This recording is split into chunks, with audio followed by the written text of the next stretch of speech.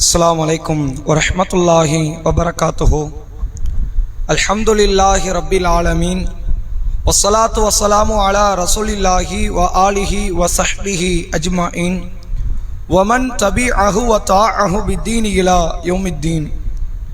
கண்ணியத்திற்கும் பெருமதிப்பிற்கும் உரிய எல்லாம் வல்ல அல்லாஹுவின் நல்லடியார்களே, அல்லாஹுடைய பேரருளால் வாரந்தோறும் வெள்ளிக்கிழமை மக்ரிப் தொழுகையை தொடர்ந்து இஸ்லாம் தொடர்பான ஏதேனும் ஒரு தலைப்பில் தொடர் மார்க்க செய்திகளை நாம் அறிந்து கொண்டு வருகிறோம். அந்த அடிப்படையில் கடந்த 2 வாரங்களாக அமல்களின் சிறப்புகள் என்கிற தலைப்பின் கீழ் இஸ்லாமிய மார்க்கம் அதிகம் ஆர்வமூட்டிய, அதிகம் செய்வதற்கு வழிகாட்டிய சில முக்கிய நன்மைகளும் அதற்கான சிறப்புகள் என்ன, அது என்னென்ன வகையில் நமக்கு இம்மையிலோ மறுமையிலோ கூலியை பெற்றுத் தருகிறது என்பதை பல செய்திகளை நாம் அறிந்து கொண்டு வருகிறோம். அதனுடைய தொடர்ச்சியாக இன்றைய தினத்தில் சில முக்கியமான மனிதவியல் சார்ந்த செய்திகளை நாம் அறிந்து கொள்ள இருக்கிறோம். இந்த அமல்கள் என்று சொன்னவுடன் நம்ம எல்லாருமே தொழுகையை, நோன்பை, ஹஜ் உம்ராக்களை, அதை சுற்றி இருக்கக்கூடிய நன்மைகளை மட்டும்தான் அமல்கள் என்கிற கண்ணோட்டத்தோடு நாம் பார்ப்போம். உறவுகளை பேணுவதையோ, சென்ற வாரம் தாய் தந்தைக்கு பணிவிடை செய்வதை குறித்து பார்த்தோம், அதையோ இன்ன பிற மனிதர்களுக்கு செய்யக்கூடிய சேவைகளையோ நம்ம யாருமே அமல் என்கிற கண்ணோட்டத்தோடு பார்ப்பது கிடையாது. அது நம்ம உபரியாக செய்வது, அது அமல்ல வராது. அமல் என்றால் தொழுகையா இருக்கணும். தொழுகைக்கு ஒளி செய்யறது, ஒளி செஞ்சுட்டு நடந்து வர்றது, குர்ஆனை வாசிக்கிறது, தொழுகைக்காக காத்திருப்பது, தொழுது முடித்து விட்டு அதே இடத்தில் இருப்பது, இதெல்லாம் தான் அமலே ஒழிய ஒரு மனிதனுக்கு இரக்கம் காட்டுவது, ஒரு மனிதனுக்கு பணிவிடை செய்வது, அவருக்கு உதவி புரிவது, இதையெல்லாம் நாம் அமல் என்கிற மனநிலையில் நாம் பார்ப்பது கிடையாது. ஆனால் அல்லாஹுடைய தூதர் அவர்கள் வழிபாடுகளால் கிடைக்கிற கூலியை போன்றே அல்லது அதற்கு சரிநிகராகவோ அதைவிட கூடுதலாகவோ பிற மனிதர்களுக்கு செய்யக்கூடிய பணிவிடைகள், அன்பு பாராட்டுவது, நேசத்தை வழங்குவது, இந்த காரியத்திற்கும் இஸ்லாம் அதிகமான நன்மைகள் இருப்பதாக நமக்கு வழிகாட்டுகிறது. அப்படிப்பட்ட செய்திகள் என்ன, செயல்கள் என்ன என்பதைத்தான் இன்றைக்கு நாம் அறிந்து கொள்ள இருக்கிறோம். நபிகள் நாயகம் ஸல்லல்லாஹு அலைஹி வஸல்லம் அவர்கள் மனிதவியல் தொடர்பாக சொல்லி தந்தவற்றில் ஒரு முக்கியமான ஒரு போதனை, இந்த போதனை தான் இன்னைக்கு நம்ம பேசக்கூடியதுக்கான அடிப்படையே. நபி அவர்கள் சொன்னார்கள், மன் லா யர்ஹம் லா யுர்ஹம். கருணை காட்டாதவனுக்கு கருணை காட்டப்படாது. நீங்க அல்லாஹ் கிட்ட இருந்து எதையாவது ஒரு கருணை எதிர்பார்க்கிறீங்களா? அப்படி எதிர்பார்த்தா நீங்க மக்களுக்கு கருணை காட்டுங்கள், இன்ன பிற ஜீவராசிகளுக்கு கருணை காட்டுங்கள். இல்ல அல்லாஹ் எனக்கு கருணை காட்ட வேண்டாம் நினைக்கிறீங்களா, நீங்களும் அடுத்த ஆளுக்கு என்ன செய்ய வேண்டாம், கருணை காட்ட வேண்டிய அவசியம் கிடையாது. கருணை அற்றவர்களாக நீங்கள் நடந்து கொள்ளுங்கள் அப்படிங்கிற விதத்தில் அல்லாஹுடைய தூதர் அவர்கள் சொல்லி தந்த இந்த செய்தியை நம்மால் பார்க்க முடிகிறது. இன்னைக்கு மனிதர்கள்ட்ட குறைகிற ஒரு காரியமே கருணை தான். ஏன் கருணை குறையுதுன்னா, கருணை காட்டுவதெல்லாம் இழிச்சவாய்த்தனம் அப்படின்ற ஒரு பேச்சு தான் மக்கள்கிட்ட நிலவுகிறது. நான் எவ்வளவோ கருணை காட்டுகிறேன், அடுத்தவர்களுக்கு அன்பு பாராட்டுகிறேன், அடுத்தவர்களுக்கு கொடுத்து உதவுகிறேன், எல்லாத்தையும் வாங்கிட்டு நன்றி கெட்டவன அவன் நடக்கிறான், எனக்கு எதையுமே அவன் திருப்பி செய்யறது கிடையாது அப்படின்னு மனிதர்கள் தங்கள் உள்ளத்தையே ஒரு கடுமையான ஒரு மனப்பான்மையோடு தான் வளர்த்து கொள்ளக்கூடிய ஒரு காலகட்டத்தை நாம் அடைந்திருக்கிறோம். இன்னைக்கு நடந்த ஒரு தகவலை செய்தித்தாள்கள், நியூஸ் சேனல்ல போட்டு காட்டுறாங்க. முதியோர் இல்லத்துக்கு ஒரு மகன் தன்னுடைய தந்தையை அனுப்பி வச்சிருக்கிறான். அவர் முதியோர் இல்லத்துல மௌத்தா போயிட்டார். மௌத்தா போன ஜனாசாவை முதியோர் இல்லத்துல இருந்து வீட்டுக்கு கொண்டு வந்திருக்கிறாங்க. வீட்டுக்கு வந்த தகவல் தெரிஞ்சவனும் பையனும் மருமகனும் வீட்டை பூட்டிட்டு போயிட்டாங்க. ஜனாசா வந்துச்சுன்னு தெரிஞ்சு வந்தது யார்? இப்ப ஜனாசா அடக்கிய ஓனர் ஆயிரப்போகுது. அவன் அடக்கிறானோ எரிக்கிறானோ மாற்று மதத்தவர்கள். அடக்கிறதோ எரிக்கிறதோ அரை நாள் ஆகுமா? இதுக்கு பெரிய செலவும் ஆக போறது கிடையாது. அரை நாள் இருந்தா அனாதை ஆசிரமம் அனுப்பினதே கொடுஞ்செயல். இப்ப மௌத்தா போயிட்டார். இனிமேல் உட்கார்ந்து மழை ஜலத்தை அள்ளி போட வேண்டியதோ, மருத்துவமனைக்கு போய் நிக்க வேண்டியதோ, டோக்கன் வாங்க வேண்டிய அவசியமும் கிடையாது. வந்துட்டாரு, குளிப்பாட்டி கொண்டு போய் நீ அடக்கம் பண்ண போற, வேலை முடிஞ்சிருச்சுல. அந்த அடக்கம் பண்ண கூட மனசு வராமல் மகனும் மருமகளும் வீட்டை பூட்டிட்டு போயிட்டாங்க. அந்த ஏரியாவில் உள்ள அந்த மக்கள்லாம், சமுதாய மக்கள்லாம் சேர்ந்துதான் அந்த ஜனாசாவை நல்லடக்கம் செய்திருக்கிறார்கள் அப்படின்னு இன்னைக்கு செய்தியில பார்க்க முடிகிறது.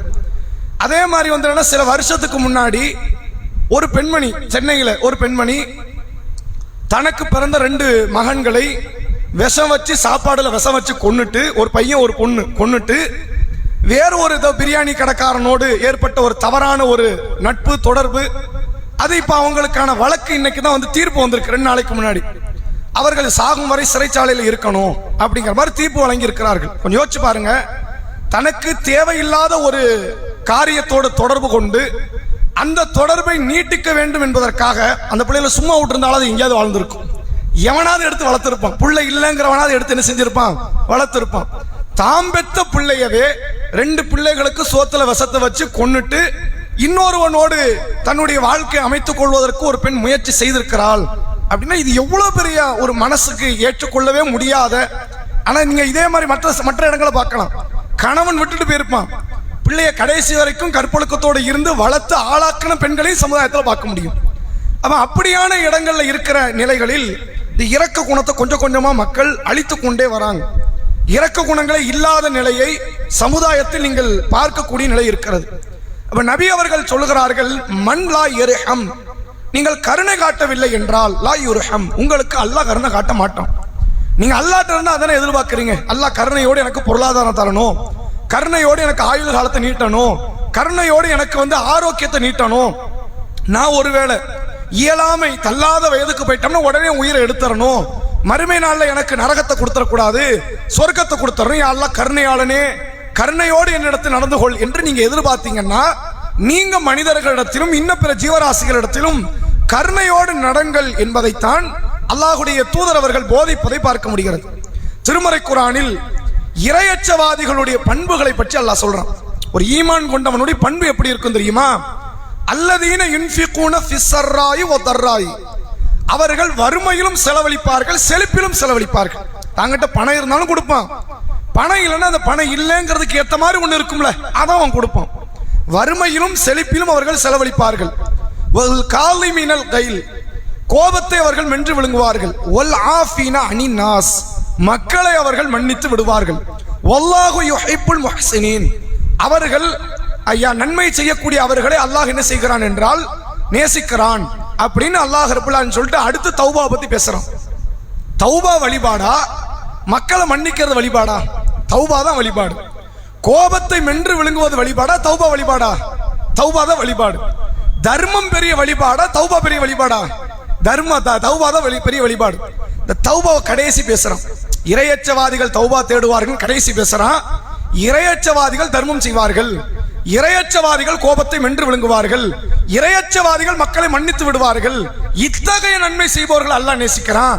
இவர்கள் தௌபா தேடுவார்கள். அடுத்த வசனத்தில் ஆரம்பிக்கிறான், வல்லதீன இதா ஃபஅலு ஃபாஹிஷத்தன் அவ் ஸலமு அன்ஃபுஸஹும் தக்கருல்லாஹ், இவர்கள் வெட்கக்கேடான காரியத்தில் ஈடுபட்டாலோ தீமையை செய்து விட்டாலோ அல்லாஹ்வை நினைத்தவர்கள் பாவ மன்னிப்பு தேடுவார்கள். வமை யக்ஃபிரு ஸுனூப இல்லல்லாஹ், அல்லாஹ்வை தவிர எவன் பாவத்தை மன்னிப்பான் என்று அல்லாஹ் திருக்குர்ஆனில் கேட்கிற வசனத்தை பார்க்க முடிகிறது. இந்த ஒரு வசனம் இறையச்சவாதி பண்பு பத்தி பேசுறான். முக்கியமா 4 பண்பு பேசுறான். என்ன பண்பலாம்? அவர்கள் தர்மம் செய்வார்கள், அவர்கள் கோபத்தை மென்று விழுங்குவார்கள், கோபம் படமாட்டாங்க, கோபம் வந்தாலும் என்ன பண்ணுவான்? அடக்கிக்குவான், மக்களை மன்னிச்சு விட்டுருவான், தௌபா தேடுவான். தௌபா மட்டும்தான் வழிபாடு. தௌபா மட்டும்தான் அல்லாஹ்க்கு செய்யற வழிபாடு. மத்த 3ம் வழிபாடுல வராது. அது அல்லாஹ்வை வழிபடுற காரியங்களா வழிபடுறது வராது. இஸ்லாம் சொன்ன நன்மை மனிதனுக்கு செய்யக்கூடிய நன்மைகள். அப்ப அதை அல்லாஹ் முன்னிறுத்தி தௌபாவை பின்னால பேசிட்டு இதுதான் இறையச்சவாதி பண்புங்கிறோம். இறையச்சவாதிகள் இப்படித்தான் செயல்படுவார்கள் என்று திருமறை குர்ஆனில் அல்லாஹ் பேசக்கூடிய வார்த்தையை பார்க்க முடிகிறது. நபியிடத்துல ஒரு நபித்தோழர் வரார், வந்து கேட்கிறாரு, ஐயுல் இஸ்லாமி ஹைர் யா ரசூலல்லாஹ், அல்லாஹ்வுடைய தூதரே இஸ்லாத்திலேயே சிறந்த காரியம் எதுன்னு கேட்கிறார். அவர் தொழுகைய நோன்ப அப்படிலாம் சொல்லுவாங்கன்னு எதிர்பார்த்து வந்து நிற்கிறார். ரசூலுல்லாஹ் சொன்னாங்க, துத்இமுத் தஆம், பசித்தவனுக்கு நீங்கள் உணவளிப்பது இஸ்லாத்தில் சிறந்த காரியம். நான் ஒருத்தர் சாப்பாடு இல்லாம இருக்கிறான், பசியோடு இருக்கிறான், துன்பப்பட்டு கொண்டு இருக்கிறான், அவனுக்கு ஒரு வேளை சோறை கொடுங்க, சாப்பாடை கொடுங்க, இது இஸ்லாத்தில் சிறந்த காரியம். இன்னும் வழிபாட சொல்லுவாங்கன்னு பார்த்தா ரசூலுல்லாஹ் இரக்கத்தை பத்தி சொல்றாங்களே. சரி, அடுத்து சொல்லுவாங்க, சும்மா ஐயும் யா ரசூலல்லாஹ், அல்லாஹ்வுடைய தூதரே அடுத்த சிறந்தது எது? தக்ரவு ஸலாம அலா மன் அரஃப்த வ மன் லம் தஅரிஃப், அறிந்தவர்களுக்கும் அறியாதவர்களுக்கும் நீங்கள் சலாத்தை சொல்லுங்கள், சமாதானத்தை ஏற்படுத்துங்கள், மக்கள் மத்தியில் நிம்மதியை குறித்து நீங்கள் ஏவுங்கள் என்று அல்லாஹ்வுடைய தூதர் அவர்கள் அதிலும் இரக்க குணத்தை தான் குறிப்பிட்டு சொல்லக்கூடிய நிகழ்வை பார்க்க முடிகிறது. நீங்க அல்லாஹ்ட்ட எல்லா விதமான அருளை பெற ஆசைப்பட்டால், அல்லாஹ்விடத்தில் இருந்து மிக பிரம்மாண்டமான இரக்கத்தை பெற ஆசைப்பட்டால், அன்பை பெற ஆசைப்பட்டால், இஸ்லாம் சொல்லுகிறது நீங்கள் இரக்கத்தோடு நடங்க, இரக்க உள்ளத்தோடு நடங்க. இதுதான் இறை அன்பை மிக இலகுவாக நீங்கள் பெற்றுக்கொள்ளலாம்.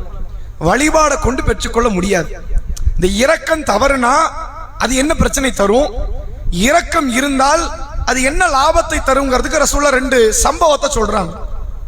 ஒரு சம்பவம் பாருங்க. கிரகண தொழுகையில் நபி அவர்கள் நிற்கிறார்கள். கிரகண தொழுகையில் அல்லாஹ் சொர்க்கத்தையும் காட்டுறான், நரகத்தை காட்டுறான். ரசூலுல்லாஹ் தொழுது முடிச்சு சொன்னாங்க, நான் இன்று சொர்க்கத்தை பார்த்த மாதிரி நெருக்கமா என்னைக்குமே நான் சொர்க்கத்தை பார்த்தது இல்லைங்கிறாங்க. இன்னைக்கு நான் நரகத்துல கொடிய காட்சி பார்த்த மாதிரி இவ்வளவு பயங்கரமான நிகழ்வை நான் மேராஜ் பயணம் போயிருந்தேன், வேற இடத்துல நரகத்தை பார்த்தேன், அப்பெல்லாம் இப்படி பார்க்கவே இல்லப்பா, அவ்வளவு பயங்கரத்தெல்லாம் என் கண்ணு முன்னாடி காட்டிட்டான் அப்படிங்கிறாங்க. அதனால தான் அந்த சொர்க்க கனியை பார்த்தோன்னா கிரகண தொழுகைங்கிறதை மறந்து அந்த கனியை பிடிக்க போறாங்க ரசூலுல்லாஹ். தொழுகைங்கிறத மறந்து தொழுகையை விட்டு பின்னாடி வந்தாங்க. நரகத்தை பார்த்த பயம்.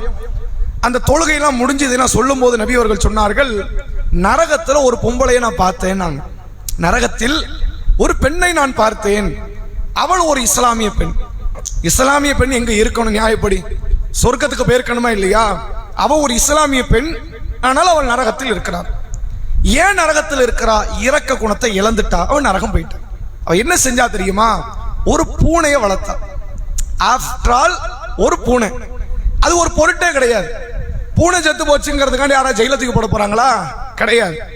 இந்த பூனை வந்து என்ன கொடுமை செய்யப்பட்டதுங்கிறனால உலகத்தில் அதை ஒரு பெரிய குத்தமா பார்ப்பாங்களா? இந்த மாப்பிள்ளைக்கு பொண்ணு கொடுக்காதீங்க, பூனை கொண்டுட்டான் அப்படின்னு யாராவது சொல்லுவாங்களா? சொல்ல போறது இல்ல. இந்த பொண்ணு எடுக்காதீங்க வீட்டுக்கு, இவன் பூனை, இந்த பொம்பளை வந்து இந்த புள்ள வந்து பூனை கொண்டுருச்சு அப்படின்னு யார் பேசுவாங்களா? கிடையாது. உலகத்தில் இதெல்லாம் ஒரு பொருட்டாக பார்க்க மாட்டான். கொசு அடிக்கிற மாதிரி, எறும்பு அடிக்கிற மாதிரி பூனையை கொள்றது அப்படித்தானே நடக்கும். அப்படித்தானே மக்கள் பார்க்கறாங்க. ஆனா அல்லாஹ் என்ன நினைக்கிறான்? இந்த பூனையை கொன்றதனால் அந்த பெண்ணுக்கு நரகம். இவள் ஒரு பூனையை வளர்க்கிறா. பூனையை பொறுத்த வரைக்கும் அது உணவை யாராவது தரணும்னு எதிர்பார்க்கிற பிராணியே கிடையாது. சில பிராணி இருக்கும் எஜமானன் தரணும்னு எதிர்பார்க்கும். சில பிராணி இருக்கும் நீ தரலன்னா எனக்கு என்ன, நான் போய் எங்கனாலும் தேடிக்க வேண்டியிருக்கும். நீங்க ஆடு மாடு வளர்த்தீங்கன்னு வைங்க, அதெல்லாம் அந்த அளவுக்குலாம் தேடிலாம் போக முடியாது.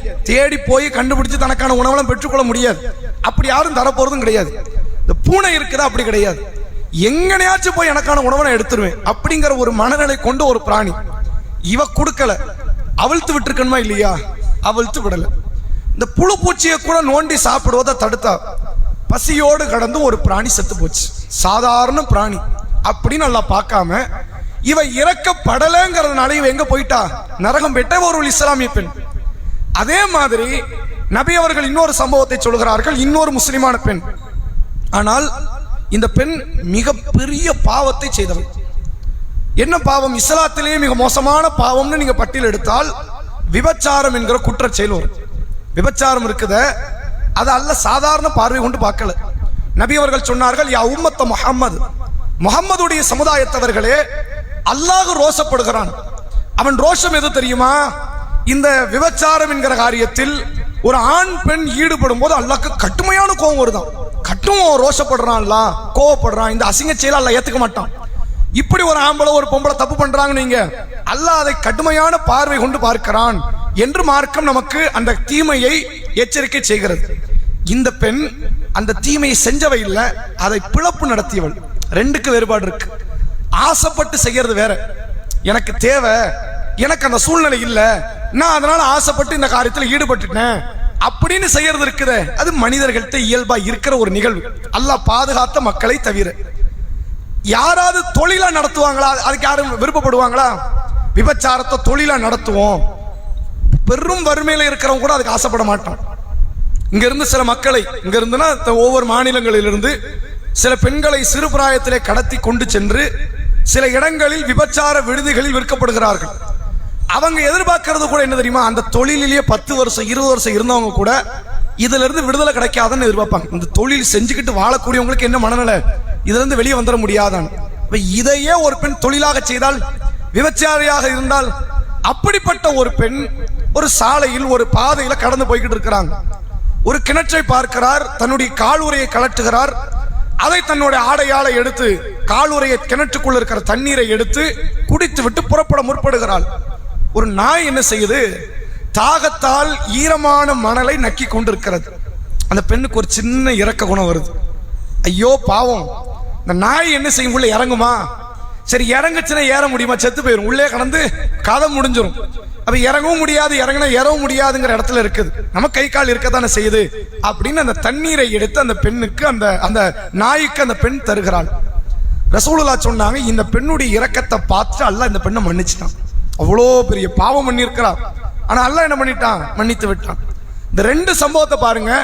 ஒரு ஈமான் கொண்ட பெண், அந்த பெண்ணை குற்றம் முடிக்க எந்த காரியமும் இல்லை. ரசூலுல்லாஹ் இருந்தா என்ன சொல்லியிருக்கணும்? அந்த பெண் தொழுவல, நோன்பு வைக்கல, பூனையை கொண்டான்னு சொல்லியிருக்கணும். பூனையை கொண்டாங்கிறது மட்டும் தான் பிரச்சனையே, வேற எந்த பிரச்சனையும் இந்த பெண்ணுகிட்ட இல்லை. அதனால அவன் நரகம் போயிட்டான். இந்த பெண்ணுகிட்ட பிரச்சனை எல்லாத்தையும் சொல்லலாம். அப்படிப்பட்ட இடத்தில் இருப்பவள் ஒரு நாய்க்கு இரக்கம் காட்டிய காரணத்தினால் சொர்க்கத்திற்குரிய இடமாக தன்னுடைய இருப்பிடத்தை அமைத்துக் கொள்கிற வாய்ப்பை பெற்றிருக்கிறார் என்றால், இரக்கத்தை காட்டலைன்னா நீங்கள் பெரும் நன்மை செய்தவராக இருந்தாலும் நஷ்டவாளியாக மாறிவிடுவீர்கள். இரக்கத்தை காட்டினீர்களே ஆனால் நீங்கள் ஒருவேளை வழிபாட்டில் குறை இருந்தாலும் வேறு வேறு அமல்களிலே பாதிப்பு இருந்தாலும் இந்த இரக்க குணம் உங்களை சொர்க்கம் கொண்டு போய் சேர்க்கும் என்பதை அல்லாஹ்வுடைய தூதர் அவர்கள் நமக்கு போதிக்கிறாங்க. இப்ப இதெல்லாம் இரக்கம்னா என்ன, அதனுடைய அவசியம் என்ன என்பதை நம்ம உணர்த்துவதற்கு சொன்னது. ரசூலுல்லாஹ் ஒரு முறை தன்னுடைய பேரப்பிள்ளை ஹசன் ரதியல்லாஹு அவங்கள சிறு பிள்ளையா இருக்கும்போது தூக்கி முத்தமிடுறாங்க. பக்கத்துல ஒரு நபித்தோழர் அக்ரா பின் ஹாபிஸ் என்று அழைக்கப்படுகிற ஒரு நபித்தோழர். இவர் யாருன்னு கேட்டா, இவர் வேற ஒரு பிரபலியமான சம்பவத்தை நம்ம கேள்விப்பட்டிருப்போம். ஒரு முறை ரசூலாட்ட பனு தமீம் ஒரு கோத்திரம் வந்தாங்க. எங்களுக்கு ஒரு ஆளை தலைவரை நியமிங்கன்னு கேட்டாங்க. அப்ப அபூபக்கர் ரதியல்லாஹு ஒரு ஆளை சொன்னாங்க. உமர் ரதியல்லாஹு இந்த அக்ரா பின் ஹாபிஸ் தான் சொன்னாங்க. நல்ல மனுஷன் அக்ரா பின் ஹாபிஸ், இவரை நீங்க தலைவரா போடுங்க. அப்ப ரெண்டு பேருக்குள்ள சண்டை வந்துச்சு. அபூபக்கருக்கும் உமர் ரதியல்லாஹு அவர்களுக்கும் மத்தியில சண்டை வந்தது. அப்ப ரெண்டு பேருடைய வார்த்தை கூடுது. ரசூலுல்லாஹ்வுக்கு அல்லாஹ் ஒரு வசனத்தை இறக்கி, நபியின் குரலுக்கு மேல் உங்கள் குரலை உயர்த்தாதீர்கள். லா தர்ஃபவு அஸ்வாத்தக்கும் ஃபௌக சௌத்தி நபி, இந்த நபியின் குரலுக்கு மேல் உங்கள் குரலை உயர்த்தாதீர்கள், உங்கள் அமல் அழிஞ்சிரும்னு ஒரு செய்தி கேள்விப்பட்டிருக்கிறோமே. அந்த உமர் ரதியல்லாஹு அவர்கள் சஜஸ்ட் பண்ண அந்த நபித்தோழர் தான் இந்த அக்ரா பின் ஹாபிஸ். இவர் ஒரு முறை ரசூலுல்லாஹ் பக்கத்துல நிக்கிறாங்க. ரசூலுல்லாஹ் தாம் பேரப்படியை தூக்குறாங்க, முத்தம் கொடுத்துட்டு கீழே வைக்கிறாங்க. இந்த அக்ரா பின் ஹாபிஸ் சும்மா இருக்கலாம்ல, அவர் ஒரு வார்த்தையை சொல்றாரு, அல்லாஹ்வுடைய தூதரே, இது உங்களுக்கு பேரப்பிள்ளை, உங்க பிள்ளை இல்ல, நீங்க பெத்த பிள்ளையாது, உங்க பிள்ளைகளோ பெத்த பிள்ளை, அப்ப உங்க பிள்ளை கிடையாது. எனக்கு 10 பிள்ளைகளும் இருக்கு.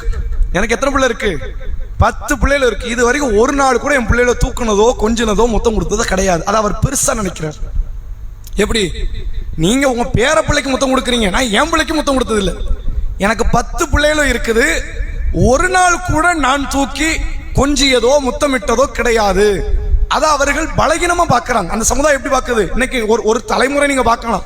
இந்த தலைமுறையில் உள்ள தாய் தந்தையர்கள் தான் பிள்ளை மீது அதிகமான அக்கறையோடு கனிவோடு பணிவோடு நடக்கிறவங்க. ஒரு தலைமுறைக்கு முன்னாடிலாம் வாப்பா எப்போதுமே பிள்ளைகளை எப்படி பார்ப்பாங்க? அக்யூஸ்ட பார்க்குற மாதிரி தான் பார்ப்பார். இவனா திருட்டு பயல்கிட்ட கூட கொஞ்சம் பொறுமையா பேசுவார் போல, பிள்ளைகிட்ட எப்படி பேசுவாரு? இவனை இப்படிதான் பார்க்கணும், பையனை இப்படிதான் பார்க்கணும், பொண்ணை இப்படிதான் பார்க்கணும்னு ஒரு கடும் பார்வையோடு பார்க்கிற ஒரு நிலை. இதுதான் அந்த அக்ரா பின் ஹாபிஸ் இருந்துச்சு.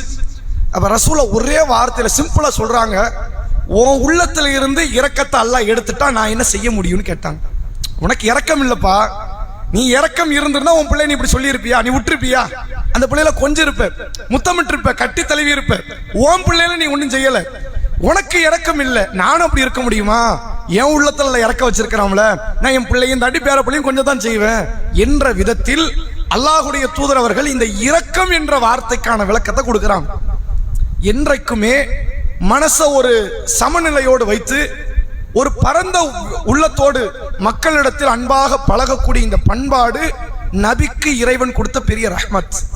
அது திருக்குரானிலேயே சூரா ஆல் இம்ரான் என்ற 3வது அத்தியாயத்தில் அல்லாஹ் சொல்கிறான் பாருங்கள், ஃபபிமா ரஹ்மத்தி மினல்லாஹி லின்த லஹும், நபியே இறை அருளால் மக்களிடத்தில் நீங்கள் நளினமாக நடக்கிறீர்கள். வலவ் குன்த ஃபல்லன் கலீலல் கல்ப், ஒருவேளை நீங்கள் கடின உள்ளம் கொண்டவராக முரட்டு சுபாவம் உடையவராக நீங்கள் இருந்திருந்தால் லன் ஃபத்து மின் ஹவுலிக்க, இந்த கூட்டம் இன்னைக்கு ஓடி இருக்கும். இந்த அபூபக்கர், இந்த உமர், இந்த உஸ்மான், இந்த அலி, இந்த தல்ஹா, இந்த அப்துல் ரஹ்மான் பின் அவுஃப், இந்த 1000 நபித்தோழர்கள் உங்களை சுத்தி சுத்தி வந்துகிட்டு இருக்கிறாங்க. என்ன காரணம்? எதனால சுத்தி வராங்க? உங்கள் இரக்க குணம், உங்கள் நலிவான அந்த உள்ளம், இந்த முரட்டு குணம்லாம் இருந்துச்சுன்னு வைங்க, கட் அண்ட் ரைட்டா தான் நான் பேசுவேன், நான் இப்படிதான் நடப்பேன், ரூல்ஸை தான் ஃபாலோ பண்ணுவேன், இப்படித்தான் நான் பேசுவேன்னு நீங்க நடந்திருந்தா இந்த கூட்டம் இன்னைக்கு உங்களை விட்டு ஓடி இருக்கும். உங்களை சுத்திலாம் வந்திருக்க மாட்டாங்க, சுத்தி உங்க கூட நின்றுக்க மாட்டாங்க.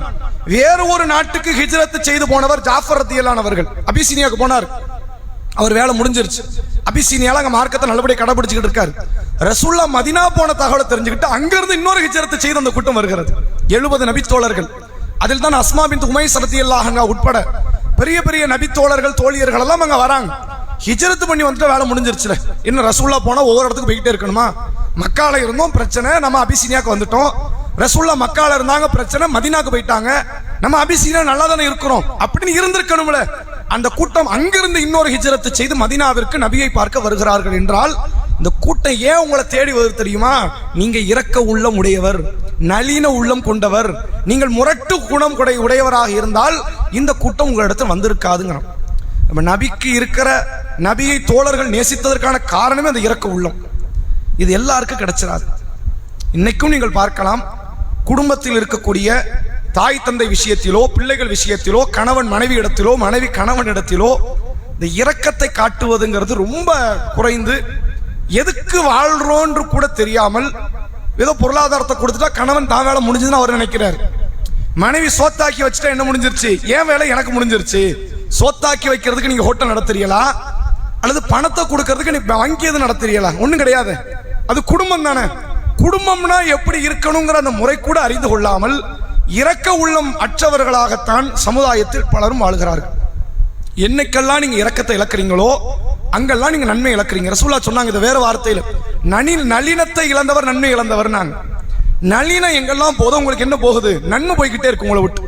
நீங்கள் நன்மை செய்வதற்கான வாய்ப்பை நீங்கள் இழக்கிறீர்கள் என்று அல்லாஹ்வுடைய தூதர் அவர்கள் சொன்ன நிகழ்வை பார்க்க முடியுது. அப்ப இந்த இரக்கத்தை காரணம் வைத்து அல்லாஹ்ட்ட எப்படி நன்மை அடையலான்னு பாருங்க. ரசூலுல்லாஹ் சொன்ன ஒரு செய்தி சஹீஹ் புகாரினுடைய 6005வது நபிமொழி.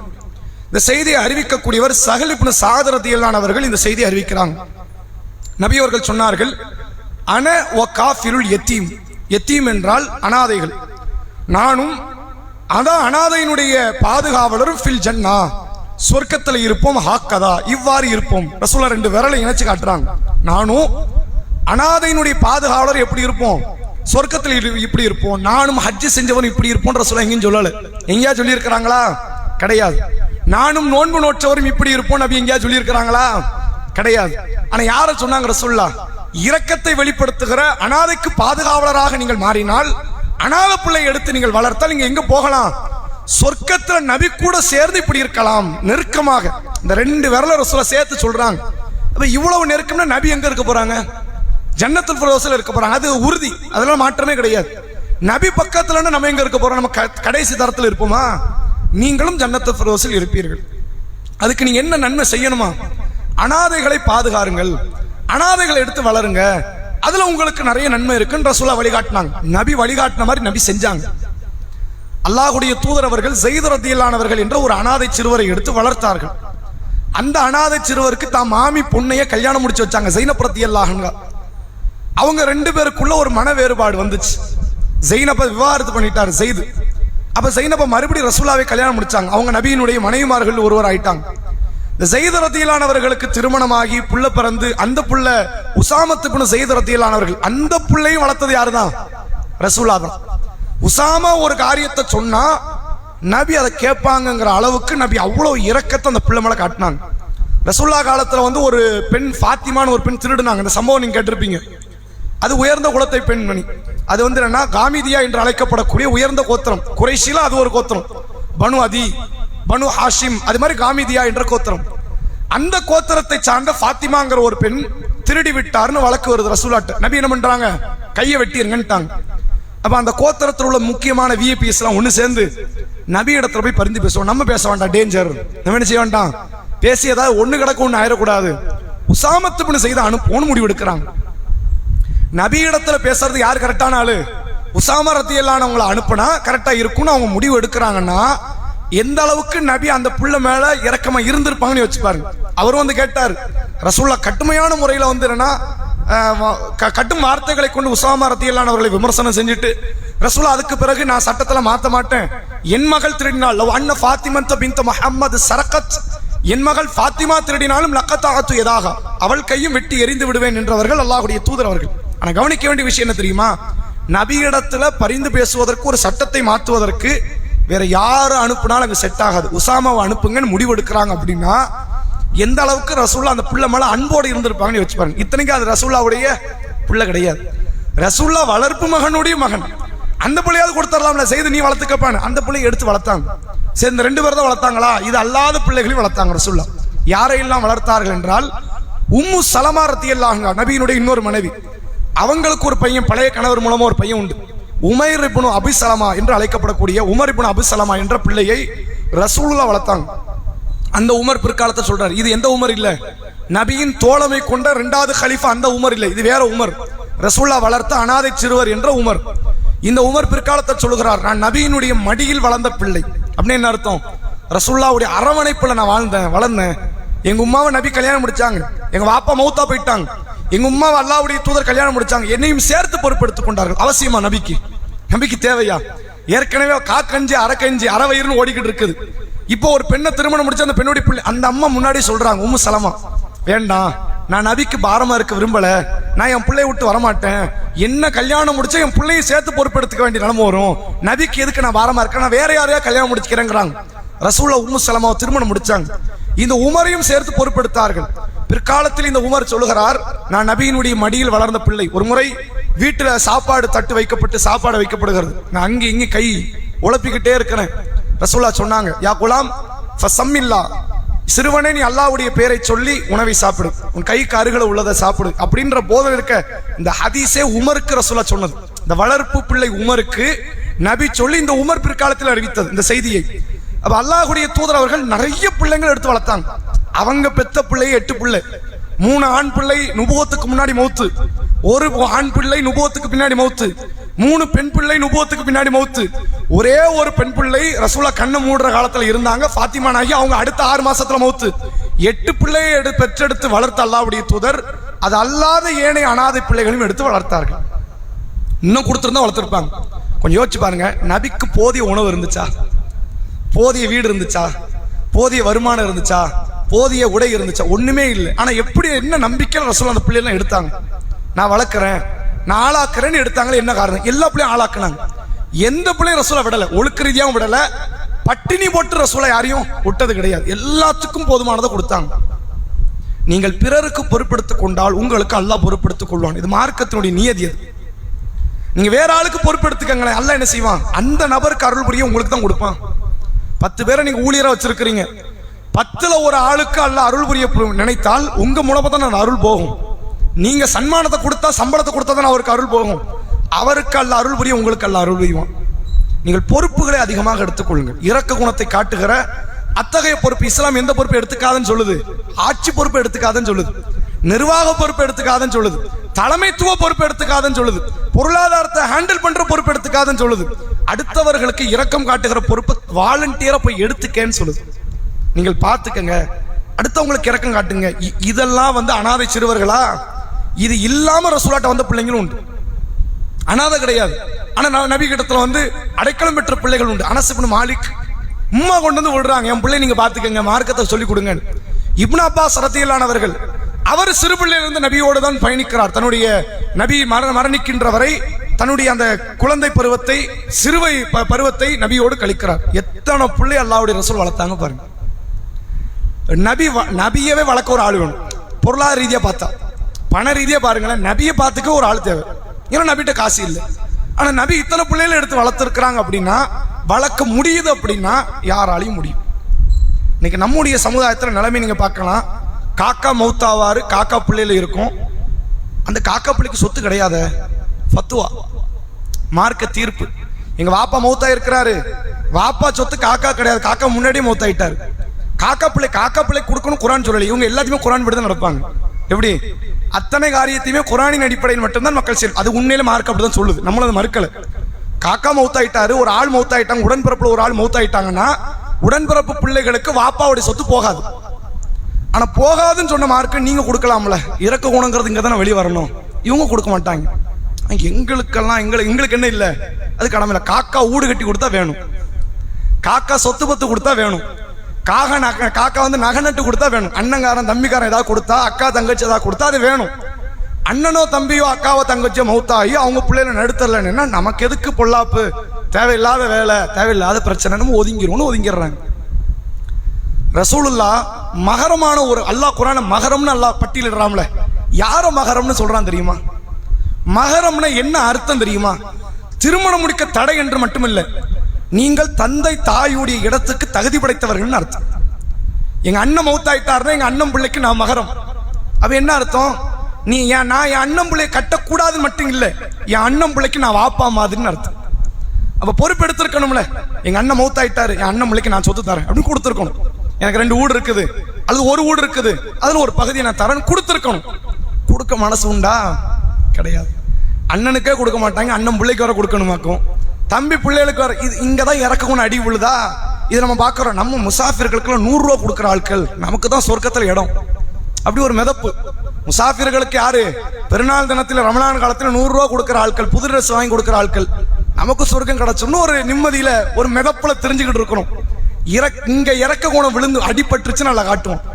நீங்க இங்க இறக்க குணத்தை விட்டுட்டே இல்ல, உங்க அண்ணன் உங்களுக்கு எவ்வளவோ செஞ்சிருக்கலாம், செய்யாம கூட இருந்திருக்கலாம். உடன்பிறப்புன்றத காரணம் வைத்தாவது அந்த உறவுகளை நீங்கள் அனுசரித்திருக்கணுமா இல்லையா?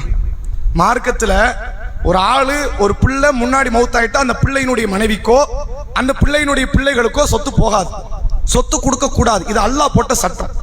ஆனா 3ல் 1 வசியத்தை எழுதலாம். எனக்கு 4 பிள்ளைகள் இருக்குங்க. மூத்த பிள்ளை மௌத்தா போயிட்டான், மூத்த பிள்ளைக்கு மனைவி உண்டு, 2 பிள்ளைகள் உண்டு. நான் இப்ப மௌத்தாயிட்டேன், என் சொத்துல யாருக்கு பங்கு கிடையாது. மார்க்கப்படி என் மூத்த பிள்ளைக்கு பங்கு கிடையாது. என் மௌத்துக்கு முன்னாடி அவன் மௌத்தாயிட்டான், அதனால என் சொத்துல இருந்து யாருக்கு பங்கு இல்ல, மூத்த பிள்ளைக்கு இல்ல. சரி, மத்த 3 பிள்ளைல சண்டை போடுறீங்களா? மூத்த பிள்ளை கொடுக்க கூடாது, மூத்த பிள்ளை குடும்பத்துக்கு கொடுக்க கூடாது சண்டை போடுறீங்களா? 3ல் 1 பகுதி வாப்பாவுடைய சொத்துல அம்மாவுடைய சொத்துல இருந்து வசியத்து செய்யலாம். அப்ப அதையாவது நீங்க ஏவி இருக்கணும்ல. வாப்பாட்ட என்ன செஞ்சிருக்கணும்? வாப்பா அண்ணன் போயிட்டான், அண்ணன் பிள்ளைகளும் அண்ணன் மனைவி அனாதையா நிக்குதுங்க, நீங்க உங்க சொத்துல இருந்து கொஞ்சம் கொடுங்க. வாப்பா கொடுக்காம போயிட்டாரா? நீங்க கொடுத்து இருக்கணுமா இல்லையா? இங்க இறக்க குணத்தை தவற விட்டுட்டு இவங்க அனாதை பிள்ளையை தேடி வட வேற வேற மாநிலங்கள்ல மாவட்டங்கள்ல வேற ஊர்கள் எல்லாம் தேடி பிடிக்கிற ஆட்கள்லாம் உண்டு. எனக்கு பிள்ளையே இல்ல, ஏதாவது ஒரு அனாதை பிள்ளை கிடைக்குமா? அனாதை பிள்ளை எடுத்து வளர்க்க போறவங்க அண்ணன் பிள்ளை எடுத்து வளர்க்கலாம், தம்பி பிள்ளை அக்கா பிள்ளை தங்கச்சி பிள்ளை எடுத்து வளர்க்கலாம். அந்த மனசு வரவே வராது. இந்த இறக்க குணத்தை நீங்க தவற விட்டுட்டு நீங்க வேற என்ன இறக்க குணத்தை காட்ட போறீங்க? ரமலான் காலத்திலையும் பெருநாள் தினத்திலையும் முசாஃபிர்களுக்கு நீங்கள் தர்மத்தை கொடுப்பதை கொண்டு நீங்க இறக்க குணத்தை காட்ட போறீங்களா? அல்லாஹ் அதன் மூலமா உங்களுக்கு இறக்க குணத்தை காட்டுவான்னு நினைக்கிறீங்களா? இது எவ்வளவு பெரிய மடமைத்தனம் என்று நீங்கள் சிந்தித்து பாருங்க. அப்ப இதை இஸ்லாமிய மார்க்கம் அடிப்படையாக வலியுறுத்துகிறது. அனாதை பிள்ளைகளை ஆதரியுங்கள், வளர்த்துக் கொள்ளுங்கள். அனாத ஆசிரமத்தில் காசை கொடுத்துட்டா வேலை முடிஞ்சுன்னு நினைக்காதீங்க. நிறைய பேர் என்ன அப்படித்தானே, ரமலான் காலம் வந்துச்சு அனாத ஆசிரமத்துக்கு காசை கொடுத்தோம், முஸ்லிம்கள் நடத்தக்கூடிய முதியோர் இல்லங்கள் அனாதை இல்லங்களுக்கு காசை கொடுத்துட்டோம், நம்ம பொறுப்பு முடிஞ்சிருச்சு. இது எப்படி பொறுப்பு முடிஞ்சதா ஆகும்? நீங்க எப்படி இந்த கூலி எதிர்பார்க்கறீங்க? நானும் நபி கூட 5000 ரூபாய் கொடுத்துருவாங்களாம். ரமலான் காலத்துல 5000 10,000 கொடுத்துட்டு நபி கூட இந்த இடத்துக்கு வந்துடணுமா? நபி பக்கத்துல உட்காரணும் அப்படின்னா நபியோட உட்கார்றதுக்கு தகுதி ஏதாவது இருக்குதா? நமக்கு ஏதாவது ஒரு வகையில தகுதி இருக்கணும்ல. கொஞ்சம் யோசிச்சு பாருங்க. இதை செய்வதற்கு பொருளாதார கொடுப்பனை பெற்றவர்கள் கூட, செய்வதற்கு போதிய அளவுக்கு வலுவுள்ளவர்கள் கூட அதை புறக்கணித்து நடப்பது இரக்க குணம் இல்லை என்பதைத்தான் காட்டுகிறது. வேற உதாரணமே பார்க்க வேண்டாம். அலி ரலியல்லாஹு சிறு பிள்ளையா இருக்கும்போது ரசூலை எடுத்து வளர்த்தாங்க. இவரும் ஏறத்தாழ நபிகளாருடைய வளர்ப்பில் வந்த பிள்ளை. அலி ரலியல்லாஹு யாரு தெரியுமா? ரசூலுல்லாஹ்வுடைய பெரியவாப்பா பையன். நம்ம அண்ணன் பிள்ளைகளே பார்க்கறது கிடையாது, பெரியவாப்பா பிள்ளையே பார்த்தாங்க. ரசூலுல்லாஹ் பார்த்து வளர்த்தது மட்டும் இல்ல, தான் பொண்ணை கட்டியும் கொடுத்தாங்க. ஃபாத்திமா நாயகி, ஃபாத்திமா ரலியல்லாஹுவை அலி ரலியல்லாஹு அவங்களுக்கு திருமணம் முடித்து கொடுத்தார்கள் அல்லாஹ்வுடைய தூதர் அவர்கள். அப்ப வளர்க்கணும், அவங்களை ஆளாக்கணும், முன்னேற்ற வேண்டும் என்ற ஒரு சமுதாய விருப்பத்தோடு சமுதாய தொண்டாற்ற வேண்டும் என்ற சிந்தனையோடு இருந்தால் இந்த சமூகத்தில் அனாதை இருக்க மாட்டாங்க. அனாதைக்கு அவசியமே கிடையாது. அனாதைகள்ங்கிறதே வார்த்தையே இந்த சமுதாயத்தில் இல்லாத ஒரு நிலை உருவாக்கலாம். அப்ப இஸ்லாத்தில் ஆகச்சிறந்த ஒரு நன்மைக்குரிய காரியமாக இது பார்க்கப்படுகிறது. அடுத்த ஒரு நன்மையை நீங்க பாருங்க. சஹீஹ் புகாரினுடைய 6006வது நபிமொழி. நபி அவர்கள் சொல்லுகிறார்கள், இந்த செய்தியை சஃபான் பின் சுலைம் ரலியல்லாஹு அவர்கள், இந்த தாபி அவர்கள் இந்த செய்தியை அறிவிக்கிறாங்க. நபி அவர்கள் சொல்லுகிறார்கள், அஸ்ஸாயி அலல் அர்மலா ஒல் மிஸ்கின். அர்மலா என்பவர்கள் கணவனை இழந்த ஒன்று விதவையோ விவாகரத்தோ அது தலாக்கோ குலாவோ அப்படி இழந்து நிற்கக்கூடிய நிலையில் உள்ள பெண்கள், கைம பெண்கள், கணவன் இல்லாத பெண்கள், இத்தகைய பெண்களுக்கோ ஒல் மிஸ்கின் இன்னும் ஏழைகளுக்காக யாரேனும் ஒருவர் பாடுபட்டால், அப்படி பாடுபடக்கூடியவர்களை மார்க்கம் சொல்கிறது கல் முஜாஹிதி ஃபி சபீலில்லாஹ், அல்லாஹ்வுடைய பாதையில யுத்தம் பண்றவன் மாதிரி இவன் அப்படிங்கிறாங்க. அல்லாஹ்வுடைய பாதையில வாள் ஏந்தி ஆயுதம் ஏந்தி எதிரிகளுக்கு மத்தியில் அநியாயத்துக்கு எதிராக நியாயத்தை நிலைநாட்ட தான் உயிரே போனாலும் பரவாயில்லன்னு ஒருத்தர் யுத்தம் பண்றானே, அவனுக்கு நிகர் கைம பெண்களுக்கு உதவி புரிபவர்கள். இப்ப பெண்கள் நினைக்கலாம், எங்களுக்கெல்லாம் என்ன கிடையாது, ஜிகாது கிடையாது. நபி காலத்துல சஹாபி பெண்மணிகளுக்கே கிடைக்காது, இந்த காலத்துல ஆண்களுக்கே இல்லை, அப்படித்தானே? ஜிகாது எங்களுக்கு இல்ல, ரசூலா ஜிகாது கூலி உண்டுன்னாங்க. யாரு கூலி உண்டு? யார் கணவனை இழந்த பெண்கள் இருக்கிறார்களோ, ஏழை மக்கள் இருக்கிறாங்களோ, அவங்களுக்கு கொஞ்சம் பாடுபடுங்க, உங்க பொருளாதாரத்தை கொஞ்சம் கொடுங்க. இப்படி கொடுக்கிறது ஜிகாது செய்பவருடைய கூலியை பெறலாம் அப்படின்னு சொல்லிட்டு ரசூலா அடுத்த வார்த்தை சொல்கிறார்கள், அவு கல்லதி யசூமு நஹார் ஒ யக்கூமுல் லைல், அல்லது எல்லா நாள் பகலும் நோன்பு வைத்து எல்லா நாளினுடைய இரவிலும் இரவு தொழுகை தொழுத அடியாரை போன்றவர். அப்படி இருக்க முடியுமா? இருக்க முடியுமாங்கிற ரெண்டாவது கேள்வி.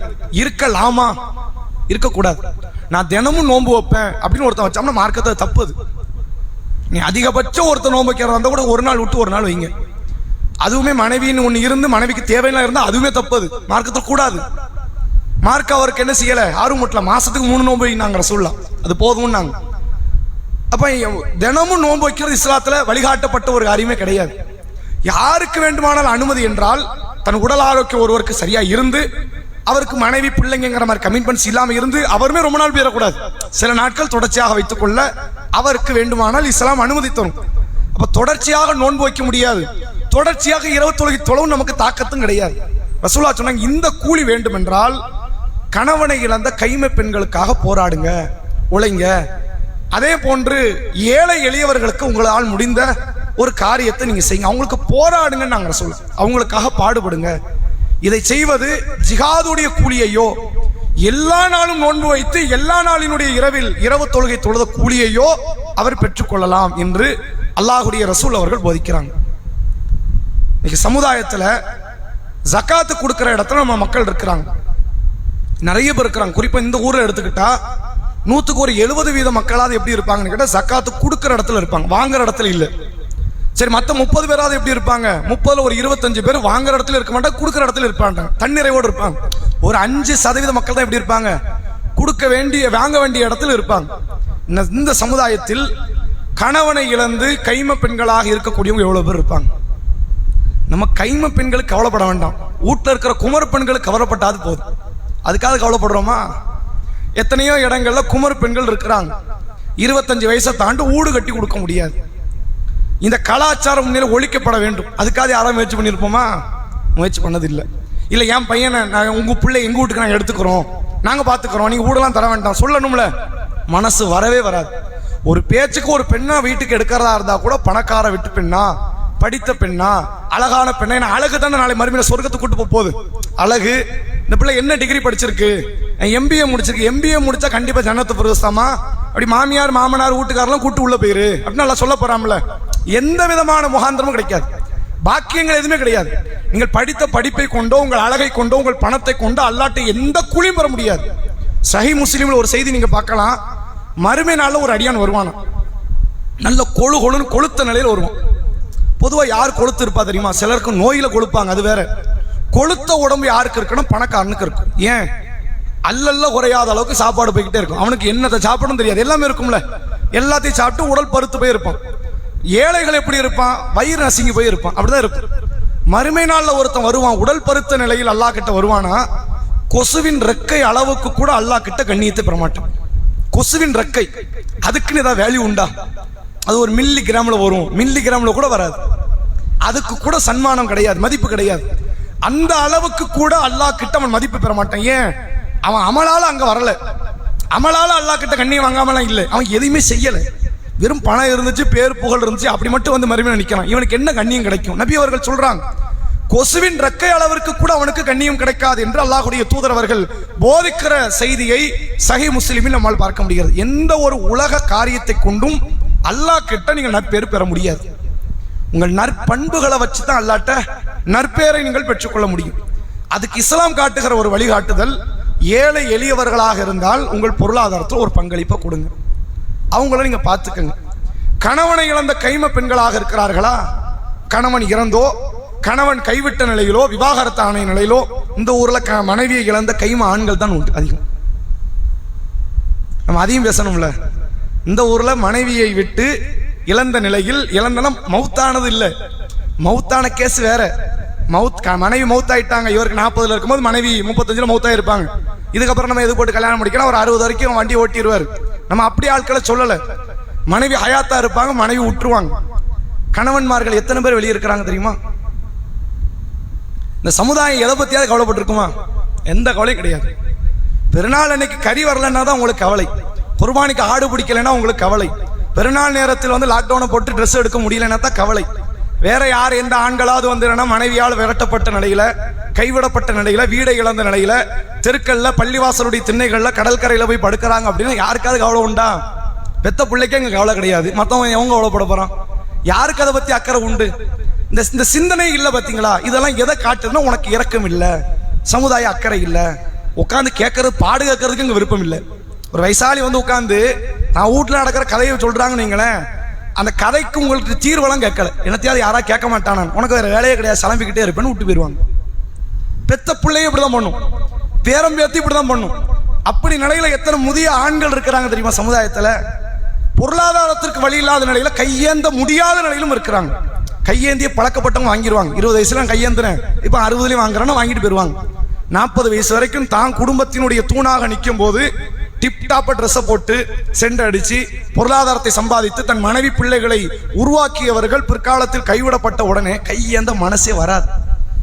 மாற்று துணிக்கு வழி கிடையாது, சாப்பாடுக்கு வழி கிடையாது. நீங்க வெளியே போற முதியவர்களை 10 பேர்ல ஒரு 8 பேரை பிடிச்சி கேளுங்க, 10 பேர்ட்ட கேளுங்க, அதுல ஒரு 7-8 பேர் மத்தியானம் சாப்பிட்டுருக்க மாட்டாங்க, காலையில் சாப்பிடல, நைட்டு சாப்பாடு கிடையாது சொல்ற ஆட்கள் தான் உண்டு. அல்லது யார்கிட்டயாவது வெக்கத்தை விட்டு கையேந்திடுவாங்க, சாப்பாடு வாங்கித்தா, வயிறு பசிக்கி அப்படின்னு. யாராவது கவலைப்படுறாங்களா? வேற மொஹல்லா போய் பார்க்க வேண்டாம், நம்ம பக்கத்து ஊர்ல உள்ள ஆத்தூர் மொஹல்லாவை பார்க்க வேண்டும், உடன்குடி மொஹல்லா. நீங்க உங்க மொஹல்லா பாருங்க, உங்க பகுதி பாருங்க. எத்தனை வயதான முதிய ஆண்கள் இருக்கிறார்கள் சமுதாயத்தில், கணவனை இறந்த நிலையில், இழந்த நிலையில் பல சமுதாய பெண்கள் இருக்கிறாங்க தெரியுமா? இங்க இரக்கம் வரல அப்படின்னா இறக்கப்பட வேண்டிய இடத்துல நீங்க தான் இருக்கிறீங்க. உங்களுக்கு குத்தல வலிக்கல அப்படின்னா அப்ப அல்லாஹ்க்கு மட்டும் ஏன் குத்தணும்? உங்களை சொர்க்கத்துக்கு போடணும் வேணும், எது குத்தணும்? என்ன அவசியம்? நரகம் போன்றுவான், கிளம்பிரு. நீ இரக்கம் காட்ட உனக்கு மனசு இல்லைன்னா என்கிட்ட என்ன நீ இரக்கத்தை கேட்கிற? நீ கிளம்புன்றும். சஹாபாக்களுடைய மேன்மைக்கான முக்கியமான காரணம் அவர்கள் வழிபாடுகளால் அல்ல, வழிபாடுகளும் ஒரு காரணம் அப்படி சொல்லலாம். அவர்களுடைய முக்கியமான காரணமே மற்ற மக்களோடு அவர்கள் பழகிய விதம், அவர்களுக்கு கொடுத்த இம்பார்ட்டன்ஸ், பிறரோடு அவர்கள் எந்த அளவுக்கு நெருக்கத்தோடு இருந்தார்கள் என்பது சஹாபாக்களை பெரிய அளவில் உயர்வாக காட்டுது. ரசூலுல்லாஹ் ஹுதைபியா உடன்படிக்கையில் இருந்தாங்க. ஹுதைபியா என்ற இடத்தில் உடன்படிக்கைக்காக தயாராக இருக்கும் போது மக்கா காஃபிர்கள் சில பேர் அனுப்பி வைக்கிறாங்க, ஒவ்வொரு ஆளும் அனுப்புறாங்க.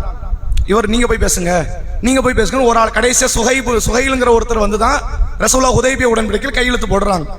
அதுக்கு முன்னாடி 2-3 பேர் பேச்சுவார்த்தை போச்சு, எல்லாம் முக்கியமான ஆட்கள், பல நாடுகள் சுத்தி ஆட்கள். அவங்க எல்லாம் வந்து பார்க்கும்போது அதுல ஒருத்தர் வந்து பார்த்துட்டு நபி இடத்துல சில வார்த்தைகளை பேசுறாரு, பேசிட்டு அங்க போறாரு. மக்காவாசிகள்கிட்ட போயிட்டு சொல்றாரு, நான் பாரசீக அரசவையில போய் இருந்திருக்கிறேன், ரோமபுரி அரசவையில போய் இருந்திருக்கிறேன். அவர் அவ்வளவு பெரிய ஆளு, அந்த அளவுக்கு முக்கியமான ஒரு நபர் குறைஷிகளில். நான் எத்தனையோ பல வல்லரசு அரசர்களை எல்லாம் சந்திச்சு அந்த மக்களை எல்லாம் பார்த்திருக்கிறேன். முகம்மதுடைய தோழர்களை மாதிரி நான் எங்கேயும் பார்த்ததே கிடையாது. இப்படி ஒரு கட்டுப்பாடு மிக்க மற்ற மக்களோடு ஒரு நெருக்கமாக பழகிற, அவன் கருப்பம் வெளில பார்க்க மாட்டேங்கிறான், அரபு மொழி வேற மொழின்னு பார்க்க மாட்டேங்கிறாங்க, வேற நீங்க கீழ் ஜாதி மேல் ஜாதி, நான் பணக்காரன் ஏழை பார்க்க மாட்டேங்கிறாங்க. இவ்வளவு நெருக்கமாக இருக்கிற தோழர்களை, இந்த முகம்மதுடைய தோழர்களை வெளியே எங்கேயுமே நான் பார்த்தது கிடையாது. இந்த மாதிரி இந்த வார்த்தை யார் சொல்ற? ஒரு முஸ்லீம் சொல்லல, அந்த முஸ்லிம்களே கருவறுக்க நினைக்கிற ஒரு காஃபிர்களுடைய தலைவர் பேசுகிறார், முகம்மதுடைய தோழர்களை போன்று நான் இதுவரைக்கும் எந்த ஒரு நாட்டிலும் இப்படி ஒரு கூட்டத்தை, தோழமை கொண்ட மக்களை நான் பார்த்தது இல்லைங்கிறார். சஹாபாக்களுடைய மேன்மைக்கு முக்கியமான காரணமே பிறரோடு அவர்கள் அரவணைப்போடு வாழ்ந்தது. நீங்க எத்தனை செய்தி நீங்க பார்க்கலாம், ஒரு செய்தியாவது சொத்துக்காண்டி சண்டை போட்டாங்க சஹாபாக்கள் ஹதீஸை காட்டுங்க பார்ப்போம். ஏன் அவங்க காலத்துல சொத்தே இல்லையா? சண்டை வந்திருக்கணும்ல. சொத்து வேண்டாம் தான் சண்டையே நடக்குங்க. ஏன் சொத்து ஒரு டைம் ரசூலுல்லாஹ்ட்ட ஒரு கம்ப்ளைண்ட் வருது. யாரு வந்து கம்ப்ளைண்ட் கொடுக்குறாங்கன்னா அன்சாரிகள் கொடுக்குறாங்க. அன்சாரி தோழர்கள், அல்லாஹ்வின் தோழர், இந்த முஹாஜிர்கள் என்னன்னு கேளுங்க, என்னப்பா என்ன பிரச்சனை? எங்க சொத்துல பாதி கொடுப்போம், வாங்க மாட்டேன்ட்டாங்க. சரி நிலத்துல விவசாயம் பண்ணுங்கன்னு செய்ய மாட்டேன்ட்டாங்க. என்ன இது சகோதரத்துவத்தை ஏற்படுத்துங்க, நீங்க வீட்டுல அனுப்பி இருக்கிறீங்க, சொத்தை கொடுத்தா வாங்க மாட்டேங்கிறாங்க, நிலத்துல விவசாயம் சொன்னா செய்ய மாட்டேங்கிறாங்க, என்ன நீங்க கேளுங்க. அந்த தோழர்களை கூப்பிட்டு கேட்கறாங்க முஹாஜிர்கள், இல்ல இல்ல நாங்க வேலை செய்வோம், அவர் இனாமா கொடுக்கறலாம் வாங்குற இடத்த நாங்க இல்ல, எங்களுக்கு அந்த பழக்கம் இல்லைன்றாங்க அவங்க. அப்பதான் ரசூலுல்லாஹ் சொல்றாங்க, இந்த பார்ட்னர்ஷிப் ஒர்க்கிங் பார்ட்னர்ங்கிற சிஸ்டம் அங்கிருந்து உருவாகுது. முஹாஜிர்களும் அவர்கள் தோட்டத்தில் வேலை பார்க்கட்டும், வேலை பார்த்ததுக்கான கூலியை லாபத்திலிருந்து பங்கு பிரித்துக் கொள்ளட்டும், மீத லாபத்தை யார் பெறட்டும்? தோட்டத்துக்கு உரிமையாளர்கள் அன்சாரிகள் பெற்றுக் கொள்ளட்டுங்கிற ஒர்க்கிங் பார்ட்னர்ங்கிற சிஸ்டத்தை ரசூல் அங்கதான் உருவாக்குறாங்க. வேலை பார்க்கிறவனுக்கு ஒரு பங்கு, அந்த இடத்தை உரிமையாளனாக இருக்கக்கூடியவர்களுக்கு ஒரு பங்கு என்ற ரசூலுல்லாஹ் சொல்லி தராங்க. அங்க பிரச்சனை இதுதான் பிரச்சனை. நான் கொடுக்கிறேன் வாங்க மாட்டேக்கானு தான் பிரச்சனை. நான் என்கிட்ட வாங்கிட்டானே எனக்கு பிரச்சனை வரல, இவன் வாங்கிட்டான் அவன் வாங்கிட்டான் பறித்து விட்டார் அப்படின்னு அங்க எந்த விதமான தகராறுகளை பிரச்சனைகளை சஹாபாக்களுடைய கூட்டத்தில் நீங்கள் பார்க்க முடியாது. இப்படி ஒரு நிலையில சஹாபிய பெண்மணிகள் சஹாபிய மக்கள் வாழ்ந்திருக்கிறார்கள். ஆனால் இந்த சமுதாயத்தில் இரக்க குணத்தை தவற விடுவதின் உடைய காரணத்தினால் வாங்க முடியும்.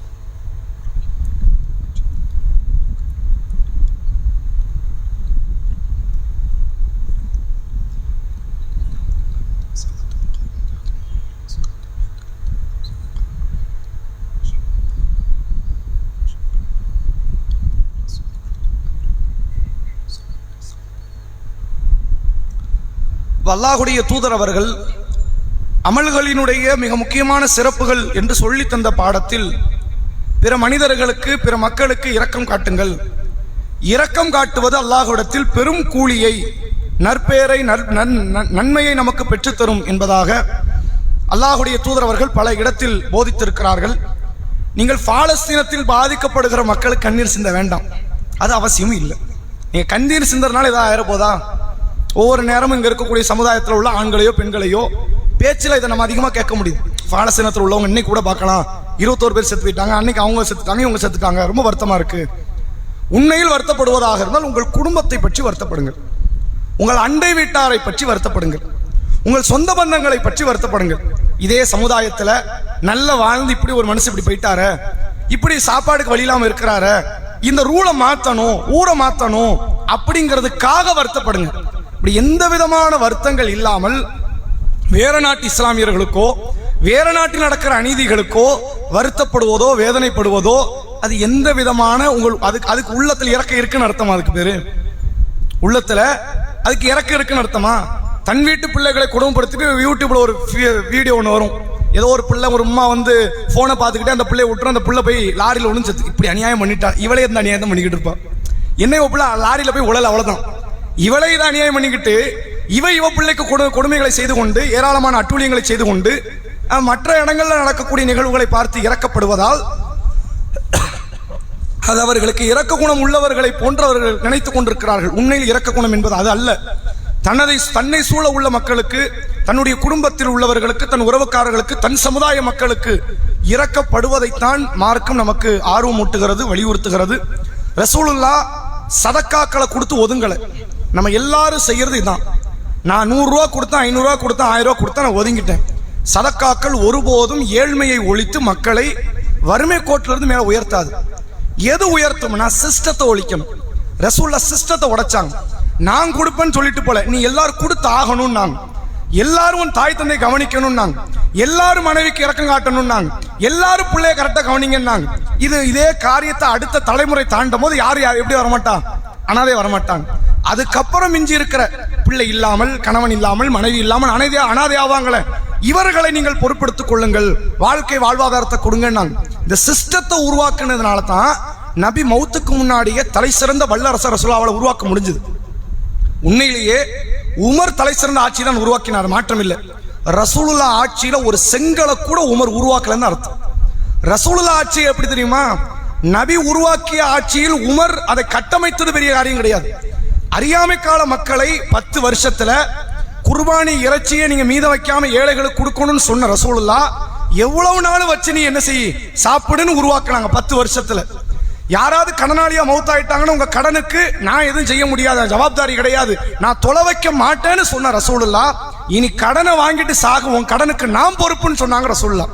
10 வருஷத்துல இந்த மாற்றத்தை கொடுக்க முடியும்னா அது நபியால மட்டும்தான் முடியும். நபியின் ஆட்சி மட்டும்தான் செய்யும். உமரே வந்தாலும் அபூபக்கரே வந்தாலும் இப்படி ஒரு ஆட்சியெல்லாம் கட்டமைக்க சாத்தியமே கிடையாது. அல்லாஹ்வுடைய தூதர் அவர்கள் அப்படி ஒரு சிஸ்டத்தை உருவாக்குனாங்க.